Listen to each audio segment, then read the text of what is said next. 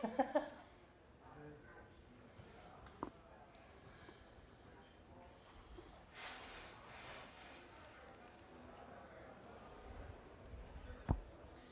is admittedly more people in the room than I thought were going to happen, so I appreciate that in advance. Thank you very much.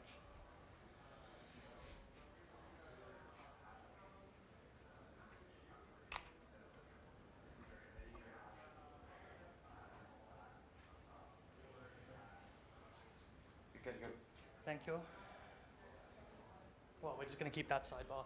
Okay, so hello everyone. I'm Laurence. I'm from Indexed Finance, and I will be talking to you today about one of the ways that we allow for, oh, forgot the mic's in my hand. It should be up by my mouth. One of the ways that we enable portfolios represented by single ERC20 tokens that rebalance themselves.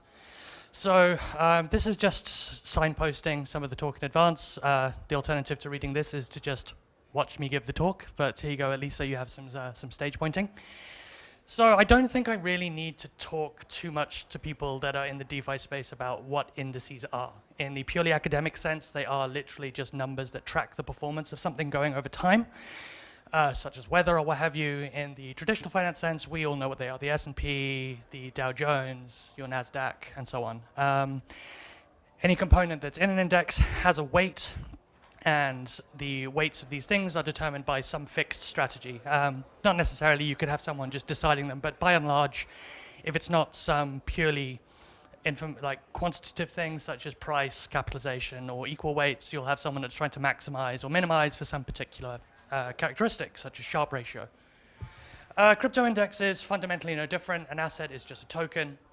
And again, the whole point of these things is to diversify. You somewhat minimize your upside, but you also minimize your downside because, well, rising tide lifts all ships.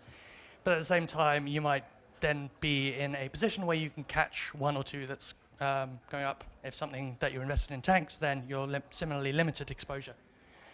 So this is something of a... I'm so sorry in advance. It's a bit strange in crypto because we've got all this information in our fingers that you really get to pick one of three paths, right? You either get to say, this is the one that I know deep in my bones, and it's the one that I'm going to mortgage my entire house for. Or you can sit there and go, well, someone on Facebook, my uncle told me that dog money's funny, therefore Shiba is where all of my money is going. If you've got a job or a family that you love and time that you want to spend away from your computer, if you're like me, you are going to be sitting there going, well, there's too much choice. I know what the big names are, but I don't perhaps know up-and-comers. I don't follow all of the tech. I'm going to show some of my kind of TradFi experience and go, it's generally a better idea to be sitting in an index. Liquidity pools as they stand in AMMs are indices. A Uniswap liquidity pool is an index of sorts, perhaps not as helpful because of a fixed allocation, but the price that you track of that LP is itself an index of some form. An LP token is a share in that index. It's a claim on the assets within it. Balancer pools are slightly closer to the ideal. You've got their finalized pools where things don't change, but their smart pools, you can adjust those weights as and when if you desire. So you can have several assets in a single pool as well. It's not just a 50-50 split. So I'm mentioning here for a reason these ones, Uni, Aave, Curve, Compound, and Maker, because what we've done at Indexed is we've taken Balancer smart pools and we've forked it and we've made some adjustments to enable assets to be phased in and out more easily. We don't have to rely on external liquidity. I've just looked straight into the camera. That was a bit weird. Hi, YouTube. Someone's sitting there going, did you feel that? I mentioned this because I mentioned these tokens in particular because they are the members of what is currently our largest index by TVL, the DeFi 5. Here is a screenshot of its performance, well, just generally how you would look at it from our website. It's a bit small for those sitting at the back or those that have rubbish eyesight like me. But as you can say, it's Uni's sitting there at, what is it? Is it 40%? Man, I should have taken a higher resolution image of this. It's 42% Uni, 10% Aave, no, 18. My God, I am so... Curve, Compound, whatever. You can see interactions happening with it as an ERC20 token. We're tracking the performance for it. You can get it on Polygon with QuickSwap, Uniswap. You can view its details on Etherscan, etc. I admittedly, and apparently preemptively, took a picture of this at 9.2 mil TVL before things started slipping a bit, but I'll take that. So if you're not talking about kind of 50-50 presentations of things like Uniswap pools, if you want to have an index that represents some kind of real strategy, you've got two things that you need to decide. You decide what the weights are, that much is obvious, and then you decide how often you want it to rebalance. So in TradFi things, they do this quarterly or semi-annually, and you have someone that's pulling the trigger on those things.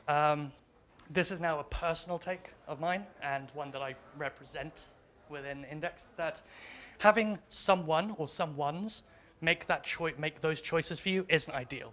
Not all people agree with that, but that's the one that we take. Also within crypto, given that I've just talked about how people that can all into one particular take and turn your 20, 30, 50x, I'm a believer that passive management is better than making decisions in the fires of a volatile market.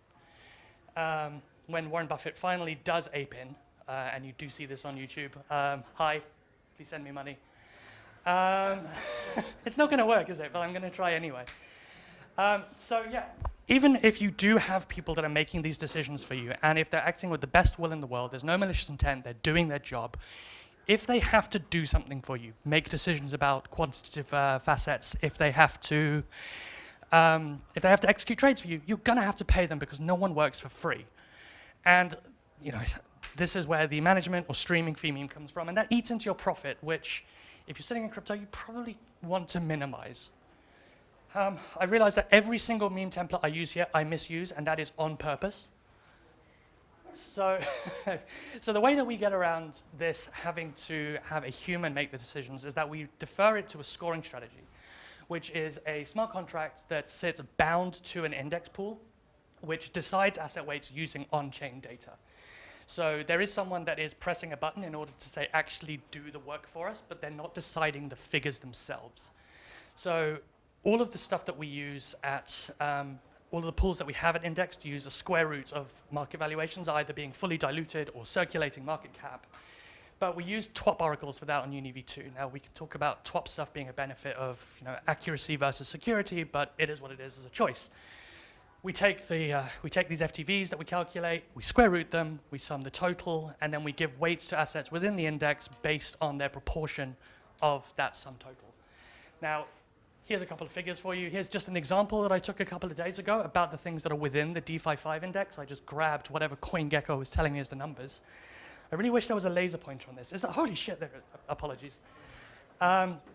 So I just grabbed these prices. These are the max supplies that are currently sitting on chain. Calculate their FTVs, square root them, and then go, okay, well, here's the sum total of them. This is what the proportion is of 34%. Now, this is actually well timed in terms of recent news because Grayscale's recently come out with its DeFi fund, right? And some crypto Twitter conversations have started saying, this is great, but Uni's overvalued at 50%.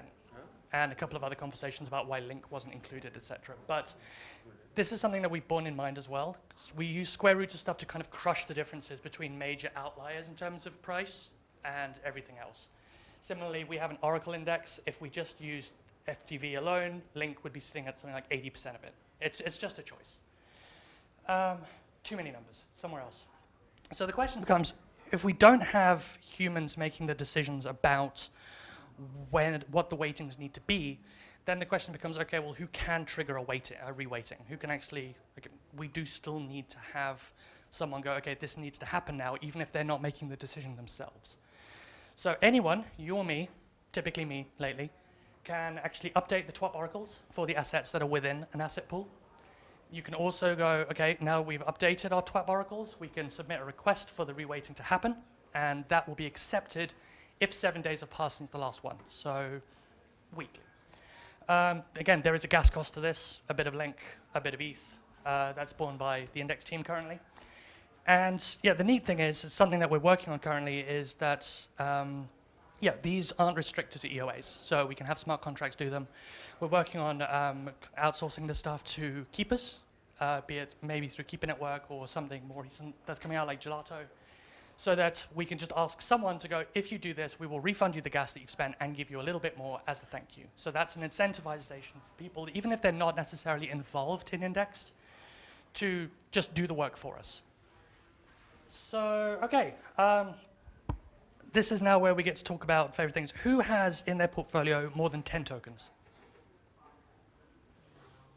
Apparently I'm me at my 6 even beforehand is I have limited imagination. But okay, so that's a fair few of you. I counted at least 8. Within index pools, we allow for maximum of 10 assets that have weights bound to them at any one time. Now this is because these things are AMMs themselves, they can, each of the pairs can be swapped between. So you've got an n choose 2 permutation of how many things you can swap between. And if you have too many of those, you introduce IL leaks.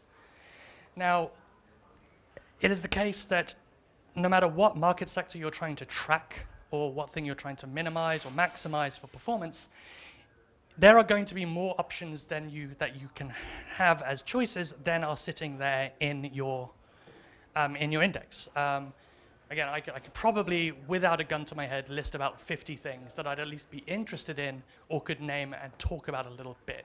But I wouldn't necessarily want exposure to all of them because within crypto, at least at its current stage of evolution, with a rising tide, raising or sinking all ships, with the exception of news that is unique to these things, 5 or 10 tokens is enough.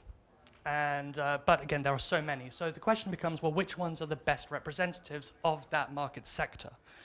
So, he says, turning around for no reason, we do allow pools to have lists of assets that are candidate lists. So they're not in an index at any point, but they're sitting there on the sidelines and they're being monitored. So they're eligible to join the pool of assets, provided that the score given by that automated scoring strategy ranks them as sufficiently high. So every month, after every 3 reways, or not necessarily every month, depending on if people actually do the reways on time, we do a reindex. So that involves querying the TWAP for everything, not just the things that are currently in the index, scoring them, and then ranking them. And if there's something that has overperformed relative to something that's in the index, that gets a weight. What happens to the thing that's in the index? It gets booted out, set to 0. So about 2.5 weeks ago, this happened for one of this, just as an example. So we have an Oracle index that tracks the Oracle market sector, utterly dominated by Link. This is with square roots. So in the middle of last month, it was Link, UMA, ORAIChain, Band, and DIA. And when I did a re-indexing at the end of the month, API 3 had exceeded DIA in MCAP, and so got phased in. So you see that went from being 6.8 to 0, API 3 phased in from 0 to 7.3. Again, these were weights that were determined by on-chain strat. And as of now, and I'll talk about this shortly, this is what the weights were about a week ago. Now, we'll talk about why that's been quite slow, but it is happening. Telor and DOS down here, they're present as candidate assets, but their scores just have not put them in that top 5. So I'm not going to get into any mathsy stuff here, but if you change the weights of an AMM pool immediately and you don't do anything else about them, you change the spot price. So this is a consequence of Balancer's invariant V, which is the same kind of invariant formula that they follow with Uniswap's XYK. If you have claims on the assets in that pool, you are able to add and remove liquidity to the degree of the weights that you're changing, that's fine. You can make those shifts without changing the price. But as I've just alluded to, because we allow anyone to make those reways, we can't assume that people actually have the claim in the form of the LP tokens for that index to make those removals or additions. So, well, how do we do it then? What we're doing when we do a reway or a reindex is we go, here's what the target weight should be. Now, how does it actually manifest? So, he says very dramatically as he does this. So, again, these things are AMMs, and so that means swaps happen within them. And so we've got a post-swap hook that checks after every swap and goes, okay, if a trade happened in the pool and the weight of a member needs to be increased, it does a very small bump of that weight. Similarly, the other way around, if something's being swapped out and the weight needs to go the other way, then it drops it by a small bit. It's 1% of whatever its current weight is. And this fires every 30 minutes. It used to be an hour. We've sped it up a little bit recently. But this is so that you can't just constantly bang a pool with small trades and introduce IL. And in order to make sure that, again, because these are AMMs, in order for people to actually see them and interact with them, they're in the 1-inch router, all of the ones that we provide. So even if we all fell down dead, these things would still have volume, and therefore, if the weights were being adjusted still, then these bumps would happen with the post-swap hook. Here's an example. Again, I'm just relying on my DeFi 5 here. I'm not going to get into too much of the detail here, but if I swapped Maker in for Uni in the DeFi 5 pool, and Uni's weight needs to go down, and Maker's pool weight needs to go up, this loses 1% of its current weight, goes to 990, 125 to 126.25, and you'll see that the weight has dropped for Uni from 40 to this, and everything else has been dragged up. This is just a proportional game. What this does do is it does introduce a small change in the weight, in the weight, I'm talking about weights. It introduces a small change in the price of it. The net asset value of these tokens has changed, but it's very, very gradual. And that incentivizes arbitrageurs to even things out against a DEX or anywhere else where it's listed. So it does happen, and it's powered by external people sorting that out for us. The question then becomes, with all of this stuff that's there, I have mentioned that there are things that people do need to do, at least while we haven't got stuff that's sitting on some kind of automated DevOps for doing reways and reindexes. How do I see what tokens are in a candidate list? How do I find out what a target weight is for an asset? Where do I go to update an oracle? And on and on and on. I've missed 2 of them here. What do I do to trigger a reway or a reindex? And so we handle that with controller contracts. And as soon as I put the word administrator here and sent the slides, I was like, that is a poor choice of words. It's not an admin contract, it's just a centralized, it's a single point of interaction for which several index pools can be interacted with at the same time. So this is owned by a DAO. We do have an index finance DAO. It's run with the NDX token, and that has the power to add or remove tokens from its pools with, so NDX is a fork of Uni. It uses the Governor Alpha module for dealing with governance. It handles it that way. Anyone, an arbitrary account, that's where these controller contracts is where people can perform updates or reways or reindexes. They just need to know what that thing is and admittedly know what things to call, but they can do it all from that one place. The stuff that we use to handle these things administratively, they are upgradable proxy contracts. So again, should the DAO elect to, they can do these things as well. They can vote for these things to be implemented, provided that someone's either done the change and puts it forward for a vote. So that is, in the end, as it is. I realize I hadn't actually mentioned the site at this point, but it is indexed.finance. We do have 6 pools running at the site right now. Most of these are fairly self-explanatory. DeFi 5, your higher risk, higher reward pool of stuff, oracles, NFTP, a wider exposure one, and this has got some pegged amount of Bitcoin and ETH in it, and then is a fund of funds of DeFi 5, DGen, and CC10. If you want to follow what we're doing on Twitter, NDXFI, NDXFI, there's our Medium, and there's our subreddit. Thank you very much for your time, everyone.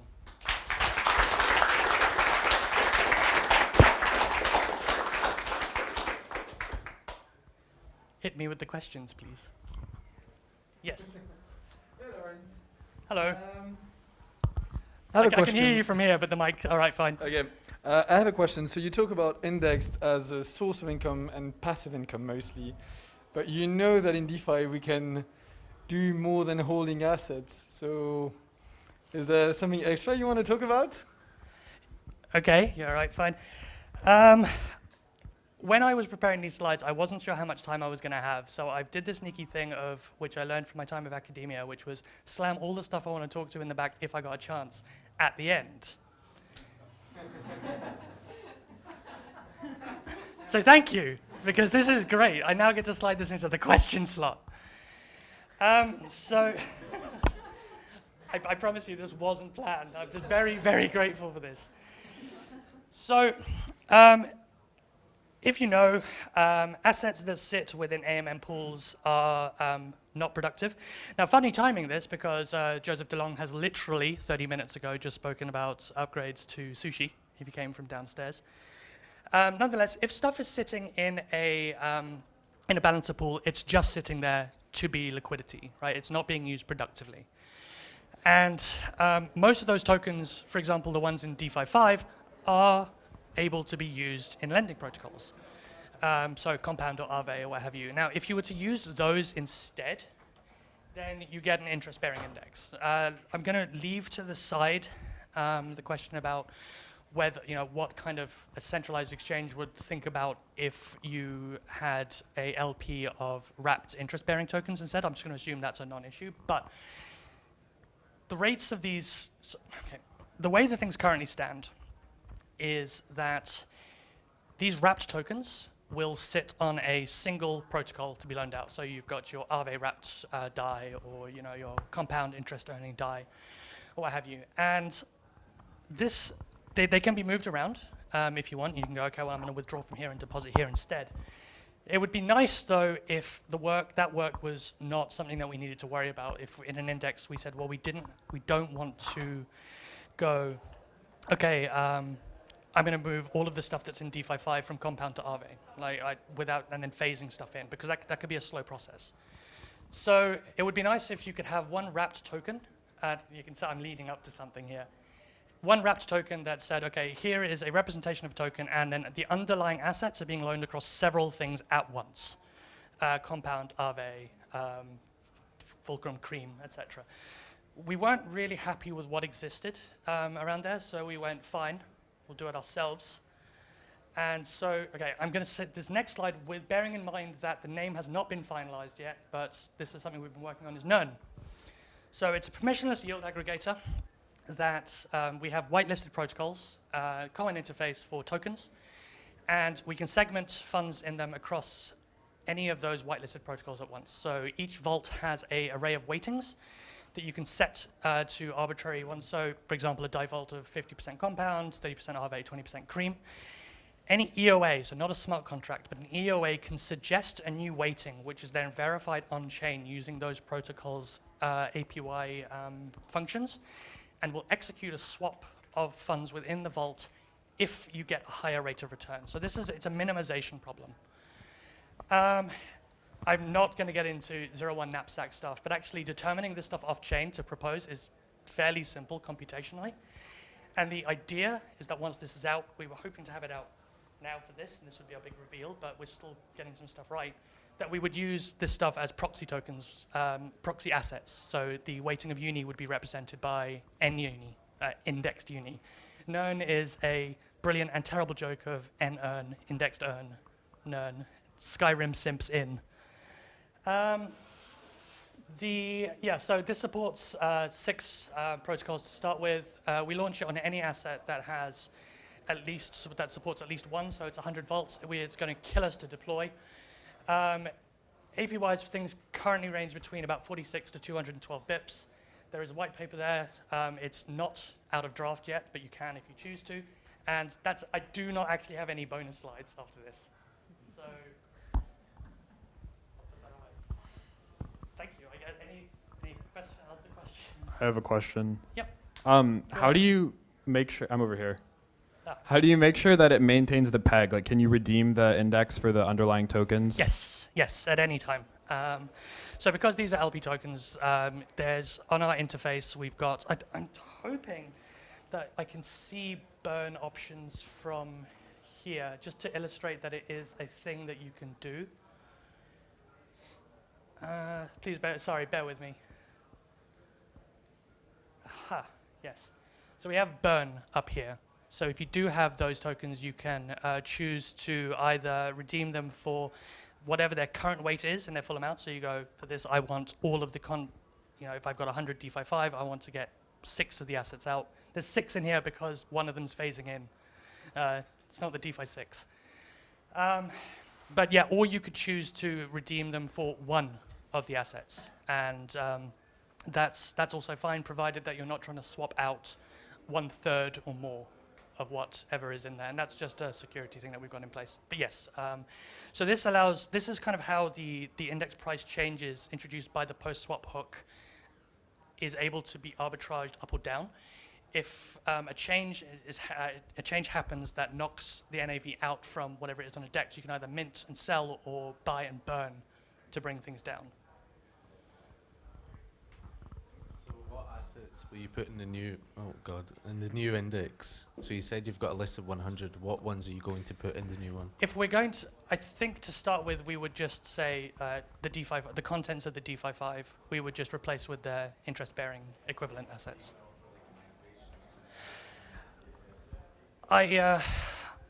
I don't have a good answer for this as to whether it becomes whether we just say, if you're holding DeFi 5, just wait and it will automatically migrate, as in there's nothing to be done. Or we go, okay, well, we'll launch another one that's an equivalent mirror, but that does split the pot a little bit. It's a good question, one that I don't have a yes or no answer to yet.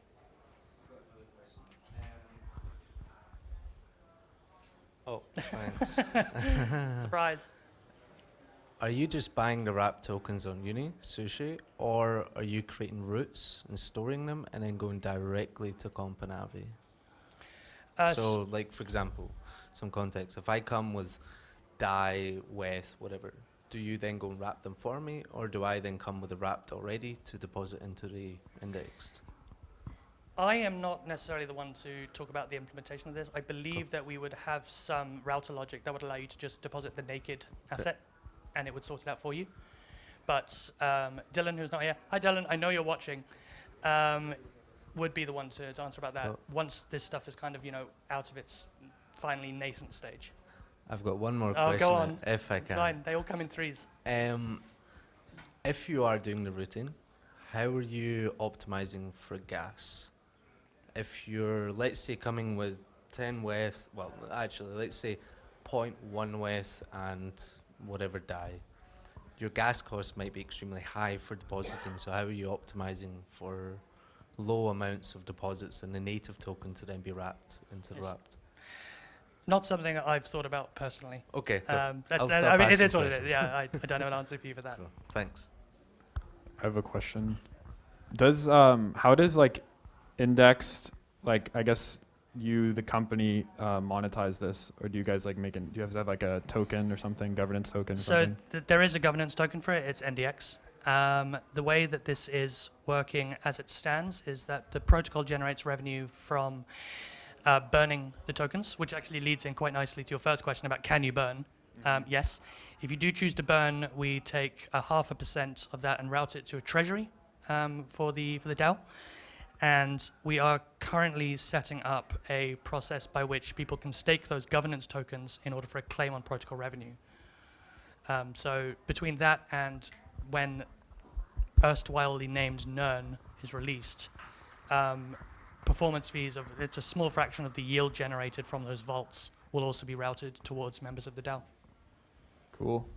Is that protocol being underlined or in the wrap token of the index? It depends on whether you're doing the fee claim as someone who's just withdrawing, or whether it's happening from a protocol burn. It can be one or the other, but they're equivalent anyway. So I have no idea what time it is because I'm not wearing a watch, so I don't know if I've gone over time. Do I talk into it? Oh, hi. The last question, please. Yes. Only one question. Okay. Oh right. I thought you had one. I was like, well, that's all right. Fine. You're waiting. Oh, I guess you answered my question about the burn fee. It would be around what, like 0.5%? Yep. So I guess that would mean that it would offset some of the margins of arbitrageurs. What would happen to the traders? If you're just buying or selling these tokens spot, you pay no fees. Okay. And that was an intentional choice, quite anti the idea of management or streaming, the idea of having to pay to exit or enter. But because we rely on arbitrageurs to deal with this rounding off the edges that are introduced by Reways, their arbitraging will take some of a fraction of that from it. So Gotcha. And then the 0.5% goes into the pool. it goes in, well, so there is a swap fee within the pools themselves to minimize IL. That is given, as is the way of AMM pools, to holders of that token. But when you burn, a portion of that token is just sent to a DAO account, a time-locked account run by Governor Alpha. Thank you. No problem. That was the one other question. So thank you very much for your time, everyone.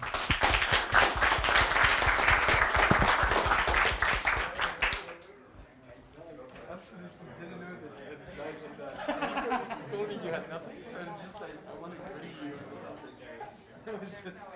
seemed like it was so